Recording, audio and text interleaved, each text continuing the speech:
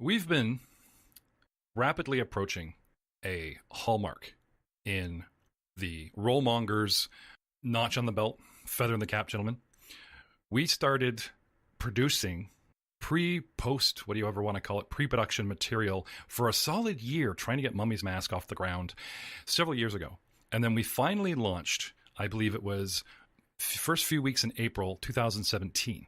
And in that time, we pretty much just had our Rogue One inspired, hey, let's do Dawn of Defiance. And we had much worse microphones, much worse editing techniques by yours truly, still learning, all kinds of stuff. But we had a ball, and we're still having fun. We're in our second season. We're, lighting it up. We're trying to get an episode up every week.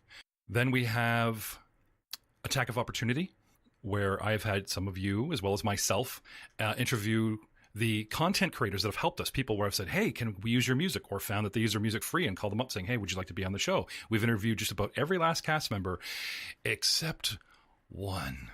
Mr. Tamlin, you cannot escape the spotlight forever. I recently had Ryan Messina interview Frank Hamilton, My Place, and that brings, besides new cast members like Ashley Pasquarello, I really don't know why you guys have trouble with that name, it just flows off the tongue, and Ashley Florence, who will be joining our crew this year, patent pending and interview pending. It leaves you and only you. So I think it's a good idea to jump them now, like right now.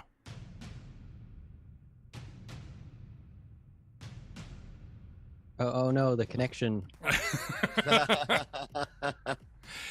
You know the questions. I'm going to start them, and these guys are going to finish them. Mr. Tamlin, thank you so much for being on the show. Welcome to Attack of Opportunity. I have really missed that intro, Matt. Thank you. We've got Matt Witt is in the house. We have Aiden Willems is in the house, and with nowhere to run, Mr. Jay Tamlin is in the hot seat tonight. Jay, when did you first know, because this is the first question that we ask everybody that we get in the chair, or the microphone in front of them, when did you first know that you were a geek, a nerd, one of us? Was there a defining moment in your history, your past? I think a better question for me is, when did I first realize that I wasn't the only one? Ooh, do tell. Well, I had grown up kind of in the country, so I didn't really have many people around me.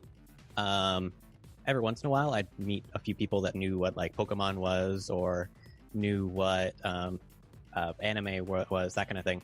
But I never really met too many people that were interested in it as much as I was until around halfway through elementary school, actually. It was only by then that people even started showing interest in that in relation to me. And then it's only then that my friend group started actually kind of growing. So, I mean, to answer your question, I've always been one of us, but it was only like halfway through my life that I realized there was an us to begin with. So you're saying your immediate family weren't exactly nerdy as yourself? No, my immediate family, many would consider them like the oh crap, I can't even remember the comedian's name at this point, and that really hurts. That really hurts me. But Jeff Foxworthy. Yes, Jeff Foxworthy. We have a calendar in our kitchen, and then there's kind of a competition to see who can relate to which particular Jeff. You might be a redneck if joke on the Jeff Foxworthy. You might be a redneck calendar. Well, they've got one of them like actually framed and on the wall, and yeah. You're Canadian, like myself. Mm-hmm. Born and bred in Ontario, and have the classic beer drinking, hockey upbringing far enough north of the city that somebody in the house owns a gun. Yes, Canadians own guns, but they're rifles, not sidearms, and we go through a whole bunch of permits to get our hands on them. It's not like there's a whole bunch sitting in a box for any random Port Authority worker to pick from. Don't ask.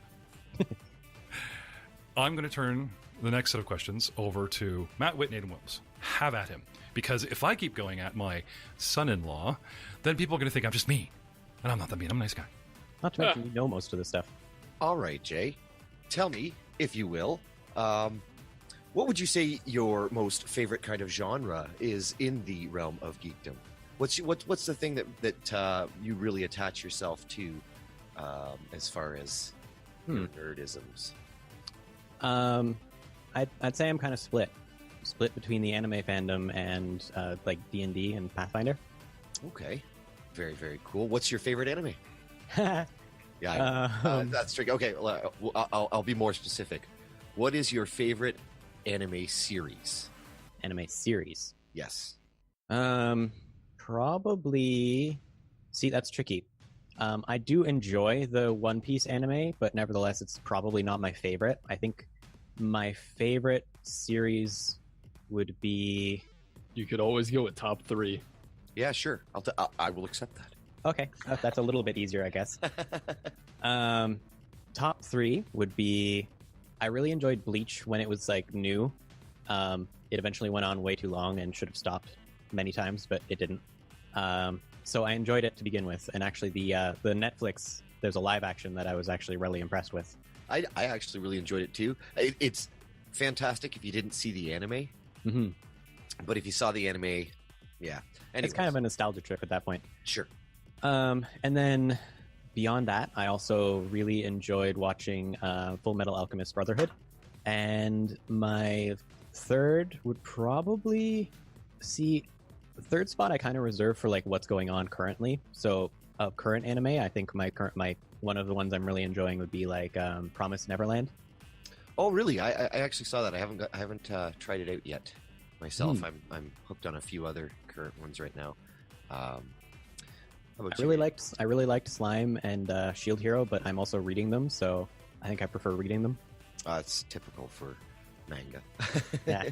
It's always better. The book's always better than the movie. Oh, I go light novel. Oh, nice, very nice. It's preferred manga, Dad, or is it manga? We're talking to an American and usually English-speaking audience, so manga is probably more relatable. Although with the otaku, yeah, it's manga. Sorry for all of those I people. pronounce it manga, but then again, my best friend is on the inside like a 5-foot Korean girl. So, but yeah. So Jay, what system of like D&D or role playing in general got you, or what did you start with? It's like, did you start with like 3.5, 5th edition, Pathfinder, Saga? Could always throw in the Mighty Python, the intermission. I prefer the Benny Hill theme. I actually saw the Yakety Sax, as it's called, is not open for copyright. Like it's still locked down, so people have been putting up their alternative sort of mosh of music for that. But unfortunately, it's just not the same. Not the same. Jay, you were saying?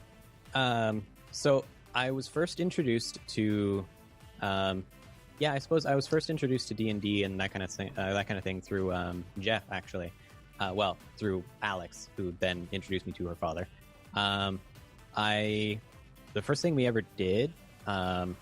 I don't know specifically which came first, whether it was two characters that the two of us made up, named Rin and Maestro for Pathfinder, or if it was a set. It was supposed to be like a one-off thing that was taking place in an adapted version of Castle Amber, where we were all characters from Alice in Wonderland. Interesting. I made a tiefling based off the Cheshire Cat. That's really cool. And it was also around then that I realized I really, really enjoy making characters too. And that became one of my biggest pastimes. Is around that time I would make just random characters out of for Pathfinder and base them on like various things. Like I made Deadpool at one point. I've made my cat Prim. So, what would you say your favorite class or race or alignment type of what's your favorite kind of character to play? Well, I'm kind of looking forward to it. I do really enjoy playing. Rangers, but I also quite enjoy classes like War Priest. Ultimately I like classes that would generally be seen as there's better options for like the tiers and stuff like that. But I like trying to I see numbers really well, so I like playing with the character concept and playing with the builds and making sure that while I don't agree with min-maxing, I do think that it's entirely possible to make characters that are very, very that are good at what they do while also not necessarily like optimization, as I believe what it's referred to. Okay. Yeah. Very cool. Very cool. So how long have you been doing the podcasting thing? I started with Mongers, and I came on very, very briefly for an audition around the time that you guys were, or that we were starting to try originally to do Mummy's Mask. Apparently, that's where that min-maxer thing comes in, because apparently I was seen as a bit of a min-maxer and voted off the island, as it were. But To be fair, nevertheless- I wasn't the only vote. Yeah. we had several founding fathers and cast members and such, and we were doing a whole bunch of people at the time. And also, you were very busy with schoolwork and everything. I'm sorry. Please continue. Well, nevertheless, eventually there were a couple other opportunities where I was kind of like, hey, I was kind of asked by Jeff if I wanted to help out, and eventually, like a couple of them didn't really pan out. But I'd kind of by then, I think at least my understanding of it, I'd gotten my acting chops kind of out. So eventually, I was just kind of brought back in, and here I am. And there you started are. Started with Star Wars, and yep. So, where are you from? Where do you call home? Because I know it's a bit of a mismatch here, Rollmongers. We've got people from all over the world coming together to put this fabulous content together for. Well, I'm from I'm from the middle of nowhere in Ontario, so it's City of Kawartha Lakes. I would say Lindsay, or if you happen to know that area, Dunsford, but even that's not actually where I live. So, middle of nowhere. Middle of nowhere. Yep. Right on, and so that's where you're from. If you don't mind me asking, where do you call home now? Currently live in the capital. Hopefully, I'll be leaving the capital soon enough, though, and heading over to Japan. Oh my goodness, Japan! Mm-hmm. That's Ottawa for our international listeners. The capital of Canada is Ottawa. Ah, yes. Just that was for Aiden.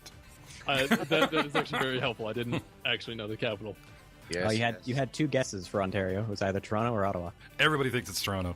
Just like everybody thinks New York is American capital, but it's Washington, D.C., is it not? Yes, Yes. it is. Yes. Which is not in District Washington. of Columbia. It's Yes, true. it is in the District of Columbia. What states border it? Anybody know? Let me Google it. No. Google no, Maps. I run, don't know. run that Benny Hill intermission I again. would Doodle, guess, doodle, doodle, doodle. Colorado. Beside Oregon? No. Washington, the state, is by Oregon. D.C. is by Virginia, Maryland. It's on the East Coast. Maryland Washington would've been my State second is guess. West Coast. So Yeah, I knew East Coast. Yeah. Just forgot where Oregon was. And Colorado, Matt, is directly northeast of me. Like it's in the bottom, like more the west of the U.S. So Okay. yeah, Learn something new every day. indeed. So, Jay- go ahead. I was curious, what is your favorite game / podcast that you're a part of right now? Well, I'm personally, I have a lot invested for Dice Before Dishonor, but I think it still kind of has to get going. I think at the moment, my favorite, the favorite game that I'm involved in would be Star Wars. And you do a wonderful job with that. I mean, Dr. Left. I mean, it's a really easy role for me because I'm just generally sarcastic in real life. So I just kind of put on a Snape voice and go. You do it very well, Jay. Thank you. He does it too well. We actually asked him, we're like, Jay, never break character.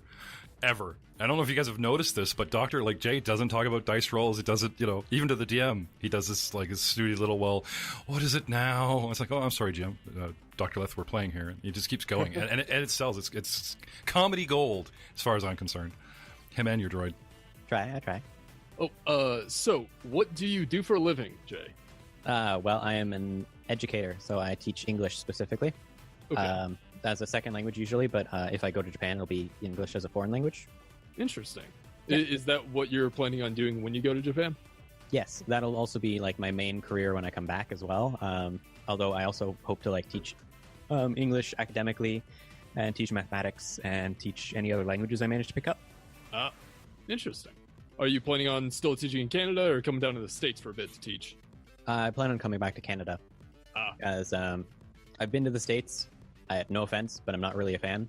Neither am I. It's okay. Yeah. Oh, poor American. You know what? Canada's not much better these days. Yeah, especially for teachers, but I mean, Yep. Ontario. in necessary particular. nevertheless. Yeah. So, Jay, have you ever been to any conventions or gatherings or anywhere that maybe some fans could meet you? I have been to 2 conventions. One of them was very, very small. It was called G Expo. It's in Ottawa, and I believe the G stands for Gatineau. And the other one that I've been to was Anime North. This was years ago, back when I don't know if it was new at the time, but it was new to me. Was Katekyo Hitman, Hitman Reborn, and I would watch that. And actually, I set up a mafioso or a mafia family amongst my friends, and gave them all like the rings from the show to signify like where they sit in the mafia family. Oh my god, that's dedication. See, all I did was buy like Star Wars posters and made my son make T-shirts and gave them to you guys, going, "Thank you for being part of the Rollmongers family." You imagine Mr. Tamlin showing up your door with a ring, just silently handing it to you. You're one of us now. You're part of the family. You're part of the family. Part of the family. You know what to do. Now, just to be clear, those anime visits, the convention visits, were not on behalf of us. This is you're talking about, going there, going personally. I haven't been a rollmonger long enough to make any professional appearances. I don't think any of us have yet. Well, we were actually discussing, Matt, Ryan and I were discussing hitting up a coffee shop and letting it be known that we were going to hang there for 2 hours and smooge with our hometown here in Lindsay, where 3 of us are, and the Rollmongers editing studio in my second bedroom personally is. So if there was a nerve center, it would be in the center of Corth Lakes. And it's our biggest town. We get 10 times the amount of plays and hits and downloads coming out of our own town here than we honestly, do. That is, I guarantee you, that is definitely 100% due to your amazing advertising placement at the drive-thru for Tim Hortons. Yeah, guilty as charged. My my back deck does just face a drive-thru beyond the bushes, and I put up a little banner there. The fact that I always carry our business card in my pocket, and we have a local college, Sir Sanford Fleming, and anybody that walks into our store that has like a Bazinga t-shirt or a Batman t-shirt, I'm like, "Hey, how you doing? Nice t-shirt. Where'd you get it?" Listen. Go, "Hey, if you're listening, watching that, or if you walk in one of those, I bet you like these guys." I don't even say it's us. I just like, "Here, check this out." And give them the card and listen to the podcast, and they go, "Oh wow, thanks." Or they just stare at me and like drop the mic kind of thing with the card and back away slowly. I get all kinds of reactions. So I think Jay has been sort of tortured enough. No, there's no such thing as enough torture for Jay. So you talk about going to Japan in your future. You talk about coming back here and bringing my daughter back to me in one piece, Mr. Tamlin. Mm-hmm. Good. Why we're going together. We recently posted a picture of your wedding, you and Alexandria, and that great shot and that great sort of Lord of the Rings robe that she had going on, with all the bridesmaids pulling her back from you and all the groomsmen pulling you back from her on the lake, the giant tree. It's a beautiful shot. I spammed it all over social media and everything. And because we are on Instagram now, Facebook's been taken down. We have SoundCloud. We have Spreaker. We have iTunes. We have Spotify. We have iHeartRadio. We have Podcatcher. We are everywhere that I can afford to put us. And if you want to, help with that. But one last question for Mr. Tamlin each. Matt? Ooh, only one? All right. How about this? Are there any projects we've got going here at Rollmongers coming up in the future that you're particularly interested in? I think for me, the most interesting thing I could say would be I'm interested in seeing where you guys go with your Evil podcast. I, unfortunately, due to timing and way that the scheduling works, I can't really participate in that one. But it's one of my biggest goals is I've got a couple characters that have always been rather on the darker side, and I even in high school I used to be in the drama club, and I used to play. I ended up auditioning for one of the plays at one point, and the role that I really wanted to get, I didn't. But what I auditioned for was the basically the main villain. It was for those who might have seen it, it was the play Arsenic and Old Lace. So I was trying for the older brother who is a murderer and just kind of comes home and visits and tries to hide a body. I was in that play. I did Reverend Harper. Grew a beard when I was 19. Nice. At 19, I grew in my beard, and it was red. They called me Captain Gingerbeard because I have brown hair, but apparently on the mother's side, red highlights. So my beard came in ginger, even though my hair is brown. And I got a lot of teasing from the guys. I got a lot of "Hello, Mr. Ball" from the ladies. And I'm like, I'm an actor. I'm in my 4th year drama class at high school, and I'm Reverend Harper. I'm Reverend Harper. But unfortunately, a lot of us, myself included, was a little bit obsessed with the band I was in and playing a lot of D&D as a dungeon master, and tanked a lot of my lines because I wasn't focusing on the play. Luckily, several cast members did the same thing, and it never aired. So kudos to Mr. Tamlin for actually pulling off a play. Much respect. Always a play. That was the play. Was my 4th year basically of being part of the drama club. I started in like grade 10, so there's quite a few plays. Oh, that I was in. Are you listening, Kappa Kaza? You'd be so proud of this Canadian here. So, Aiden?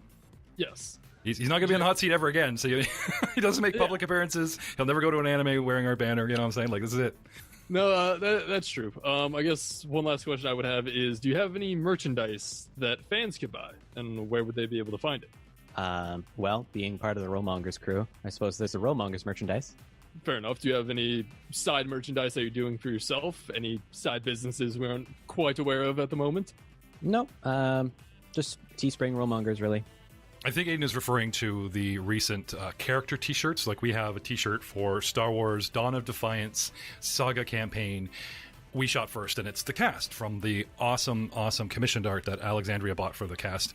We also we started our first quote, and we have Good Cop, Airlock, Zin. Old man's from Frank's line. And it's a given that we're going to dig up great lines from every character that's in the show, as well as just character portraits. We already have Ashley Florence's legendary cougar, Roxy.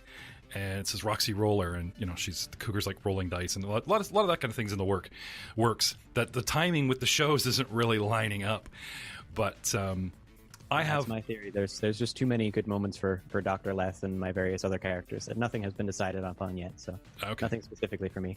Well, Frank Hamilton's in the house, just arrived. We'll give him the last question. Frank, if every question possible has already been asked, Mr. Tamlin, what original question could you ask him at the very, very bottom of the list? You just suffered an interview. What? What? I just got here. I mean... Yeah. Welcome to the show. Okay. I'm sorry, does it not say attack of opportunity behind your head on your green screen? I just took that as come on, you're in the show now. All right, so here's my question for you. When you explain your hobbies or things like that, especially role-playing stuff, to people that you don't know, how do you tell them that this is something that you're really into? I mean, how do you go about explaining that you pretend to be somebody in a storybook kind of a setting and not come off sounding a bit odd? I think that's a generational thing.